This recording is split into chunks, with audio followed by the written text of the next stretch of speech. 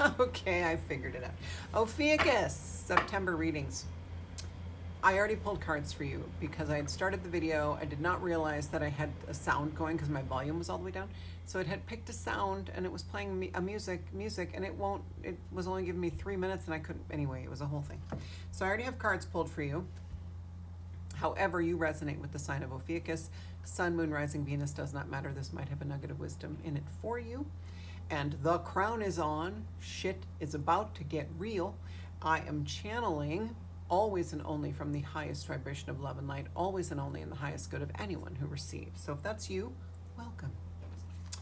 So the first card you got was the Void, which the cool thing about this is another sign, I think maybe 2 other signs, got this card as well. Now 25 breaks down to 7, which is cosmic assistance. For me, that comes through for me. If 7 has a different meaning for you, then that's your message, okay? And the void space speaks of that space between the masculine and feminine. Masculine and feminine. I think I'm backwards anyway, it doesn't matter. But the masculine is the right side, the feminine is the left, is your left side. Your left. Your, not mine. And so that void space is that space between, which is where we create. Okay, it's where we create the present moment. The now. And the now. And the now. Got it? So it is important to, and it's where we go when we meditate, when we are in a very calm state, we are in that space, okay? And that's why we tend to create at least more positive things when we are incredibly calm and centered and in that space, okay? So that's a good message for you, Ophiuchus, because that means that September is going to bring more of those moments, more creation from the heart space, because what's right in the middle is, well, the chakra, the whole chakra system, right? But that heart chakra, that is where you go when you go into your soul space, okay? Then you got fucking Odin. I mean, you cannot ask for, and 32 breaks down to 5, which is change. Everybody's getting 5s. Everybody's getting 5s. A couple of signs got 2 5s. And then you got a Scotty, which is 34, which is another 7. Okay, so you got a 5 sandwich with 7s as the bread, okay? But let's look up Odin. I mean, I don't even really need to, but I'm going to. This is like slipping off the scarf because I just threw it on. I gotta wear it. You get it. I know you get it. Seek guidance to resolve an issue. So Odin's coming through as like a mentor, okay? Like an older, doesn't have to be older, but it's going to be a more mature or more wise energy than yourself, okay? Gather knowledge from a variety of sources. Respect experience, okay? Respect experience. Again, not necessarily an older person, but just someone with more experience. It takes time to develop wisdom and knowledge. Be patient. That's a message for you. Spread the runes to receive more knowledge. Ooh, I might pause and get my runes out because that would be fun.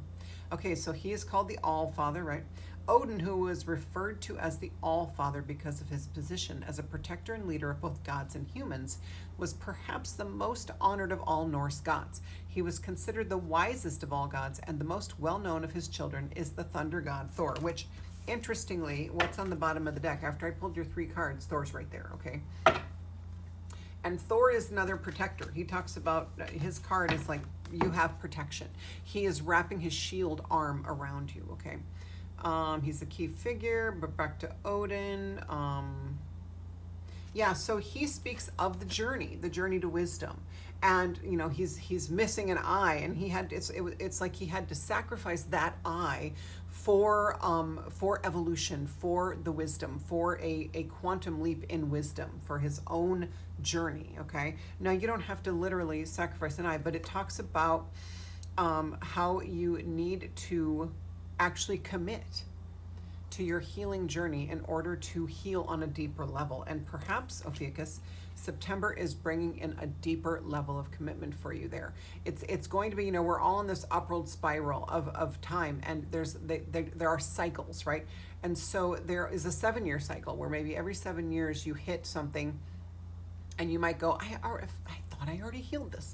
You're at the next level of that thing, okay? And so it's asking you to really dig deep. It's like, you know how when you wash a dish, or like a when we all used to have Tupperware, right? I don't use that shit anymore, but when we all used to have Tupperware and you'd wash it and then there'd still be stuff in it and you'd wash it again and there's still stuff in it. It's like that's kind of what we're doing. That's a terrible analogy. Just go with me here.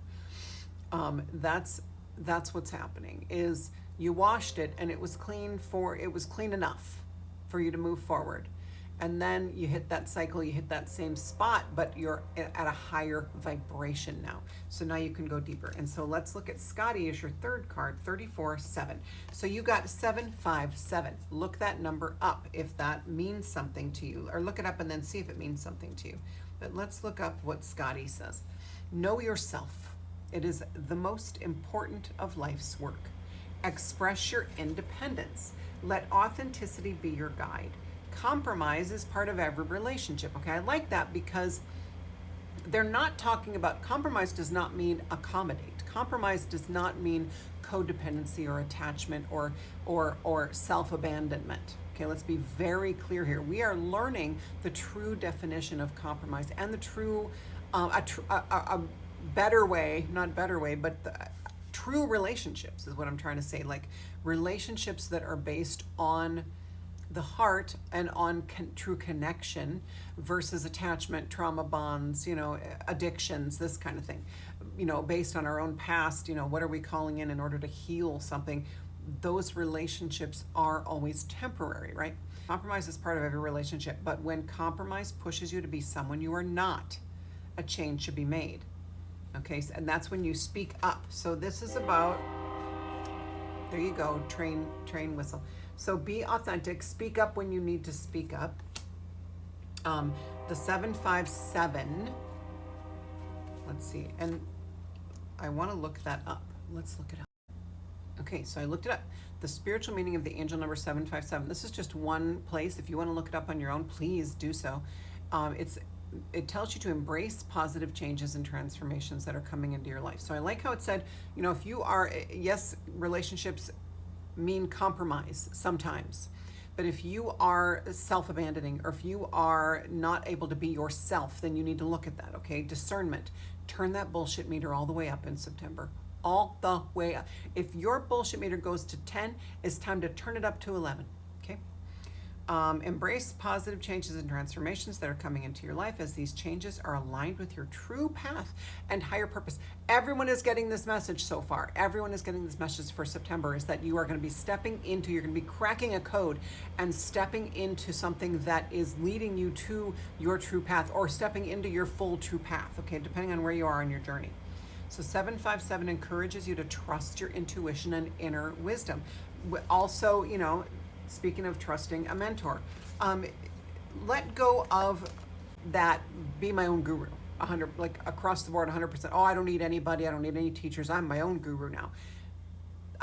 A mentor is either already with you or trying to come in and you're resisting it. And so you're not going to be able to move forward until you let that mentor in. Trust your intuition as well, which will guide you through these shifts. The number also signifies a spiritual awakening and enlightenment, inviting you to align your thoughts and beliefs with the universe through affirmations and spiritual growth. So again, we're talking about, how the journey of evolution comes with commitment and sometimes comes with sacrifice. And by sacrifice, we mean letting go of people that maybe you don't really want to let go of, but you need to because they're not good for you. We've all done this. Okay, we've all done this, and we are going to have to keep doing it because, this journey has an ebb and flow of relationships, and people are going to come in and they're going to leave, and new people are going to come in and they're going to leave, and you might think that you can't survive without them, but I promise you can. I have been there. I have been in a space where I'm like, I can't do it. I just need to go because I can't live. If I can't be with them, I can't live without them. I can't live like this. And I got better. And I healed, and I walked away completely, which we have to do, cut them off completely, okay? And then you can heal, and then you can see that, oh my God, there's so much better out there waiting for me. That's when things start falling into place.